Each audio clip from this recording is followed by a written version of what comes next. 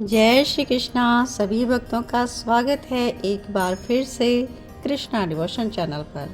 आपका अपना चैनल, भक्ति का चैनल, प्रभु श्री कृष्ण का कथा का चैनल। तो आप सभी इस चैनल के माध्यम से बहुत ही प्यारी श्री कृष्ण चरित अमृतम की कथा श्रवण कर रहे हैं। और हमने पिछले कई भागों में जाना कि भगवान श्री कृष्ण के किस प्रकार से 16,108 रानियों के साथ विवाह हुए।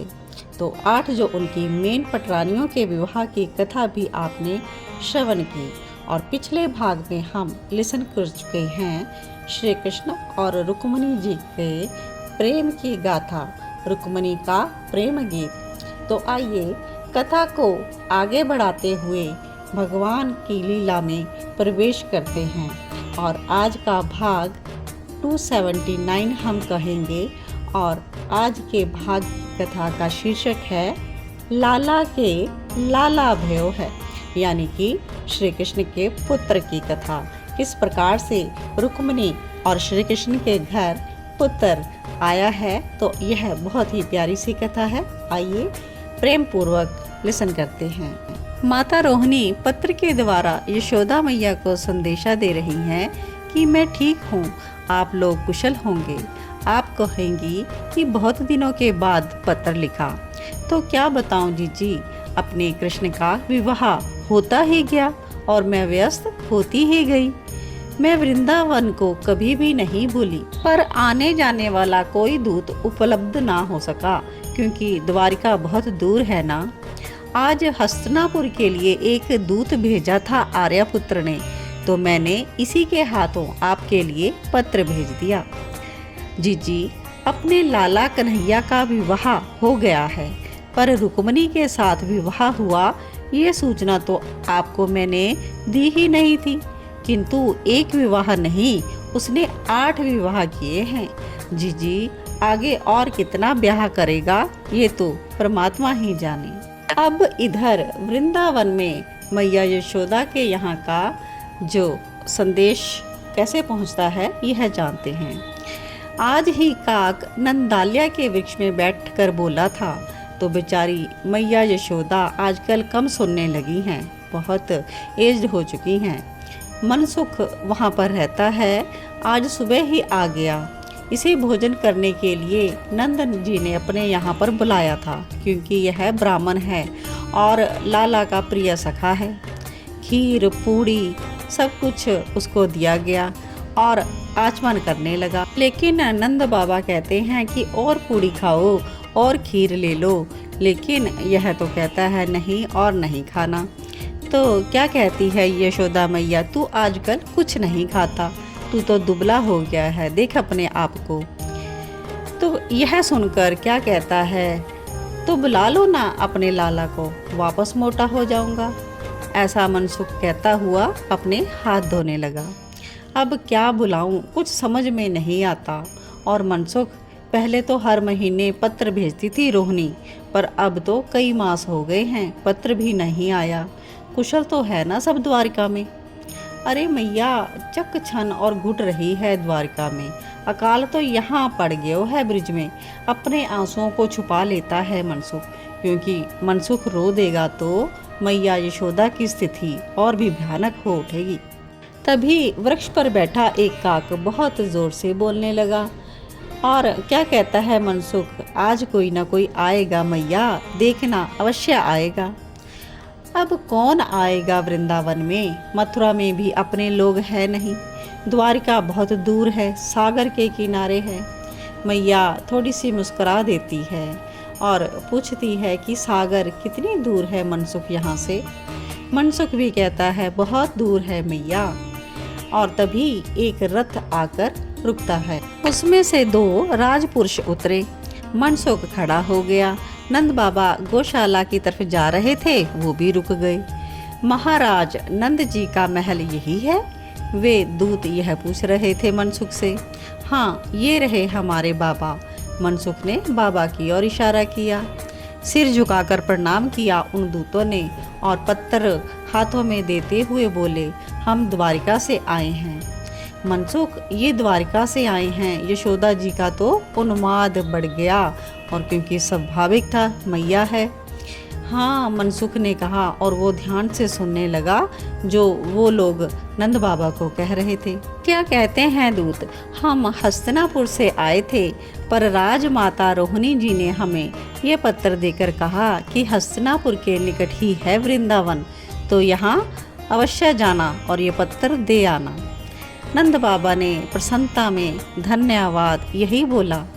मैया यशोदा ने उन्हें रुकने के लिए कहा। अरे कहाँ जा रहे हो, ऐसे कैसे जाने देती, कुछ जलपान कर लो, उन्होंने पूछा, लेकिन उन्होंने मना कर दिया। पर मैया तो मैया है, और क्या बोलती है, सुनो, कब लौटोगे द्वारिका। दूतों ने मुस्कुराकर कहा, हस्तिनापुर से होकर आए हैं, अब हम सीधा द्वारिका ही जा रहे हैं। तो यशोदा मैया कहती है, तो माखन ले जाओ, बिगड़ेगा नहीं, मैंने आज ही निकाला है अपने हाथों से। मैया जैसे कैसे उठी, भीतर गई और माखन की एक मटकी ले आई और उसको बांधकर दे दिया, और कहती हैं, मेरे लाला को संदेशा दे देना कि तेरी मैया ने भेजा है। यह सुनकर लाला बहुत खुश होगा। मैया तो बोलती गई, लेकिन दूतों ने कहा, पर उनके जन्मे तो अभी 4 दिन ही हुए हैं।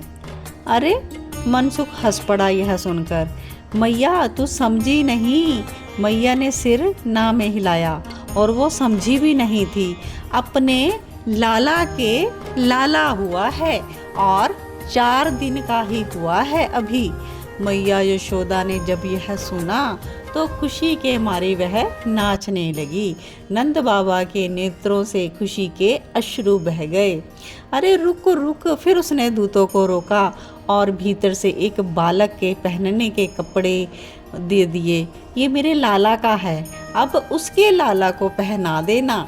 पीला रेशम का था वो कपड़ा और सुंदर जरी का काम हुआ था उसमें। मैया ने बड़े प्रेम से दूतों को दे दिया और कहा कि सुनो, यह स्वर्ण की 4-4 मोहरें भी ले लो।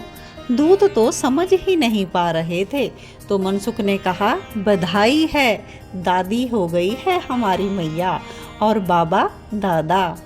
तो रथ में बैठकर वो दूत तो चले गए हस्तिनापुर और द्वारिका के लिए।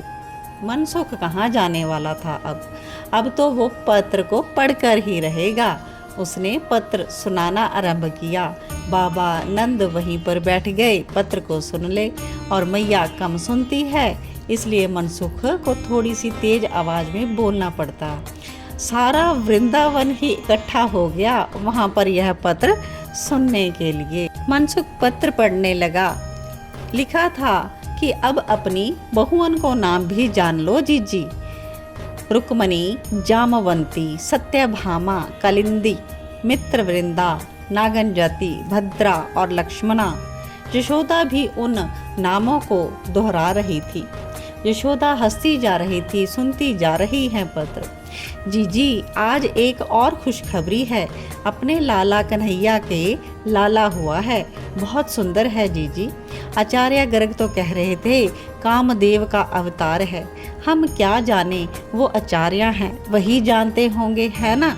पक्का ये कामदेव श्री कृष्ण के पुत्र के रूप में आया है, ऐसा कहते थे।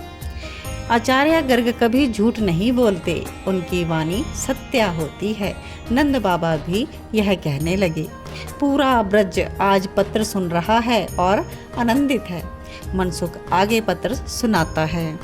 जी, आचार्य गर्ग तो कह रहे थे कि वृंदावन में रास लीला के प्रसंग में कामदेव को पराजित किया था कृष्ण ने, इसलिए वो अब पुत्र बनकर जन्मा है। कामदेव की स्वयं की इच्छा थी पुत्र बनने के लिए। अब जीजी, ये बात द्वारका वासियों को क्या पता कि वृंदावन में रास लीला भी हुई थी और कामदेव को भी पराजित किया था। पर जीजी, वृंदावन का नाम आते ही उस समय सब लोगों ने मेरी ओर ही देखा, कृष्ण ने भी मेरी ओर ही देखा था। तब जीजी क्या बताऊं, मुझे रोमांच हो उठा। मेरी आंखों के सामने वृंदावन, जीजी, आप, महाराज, नंद बाबा, लाला के समस्त सखा, समस्त गोपियन, बहुत याद आती है आपकी, नामकरण संस्कार में आप होती तो कितना आनंद आता। अपने लाला का यह प्रथम पुत्र है जीजी, रुक्मणी का लाला। जीजी आप सबको मेरा प्रणाम, आपके चरणों में, बाबा के चरणों में मेरा प्रणाम। शेष सब कुशल। रोहिणी। मनसुख ने पत्र रख दिया और आंसू पोंछने लगा।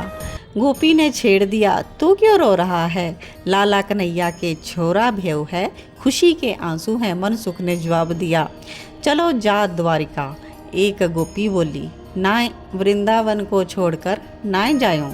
मनसुख पत्र मैया के हाथ में देकर चला गया। लाला के लाला भेव है, मैया रात भर यही सोचकर कभी हंसती कभी रोती। तो इस प्रकार से आप सभी ने प्रेम पूर्वक लाला के लाला भेव यह कथा बड़े ही प्रेम पूर्वक श्रवण की। श्री कृष्ण जी के प्रथम पुत्र के जन्म की कथा, कामदेव के अवतार की कथा।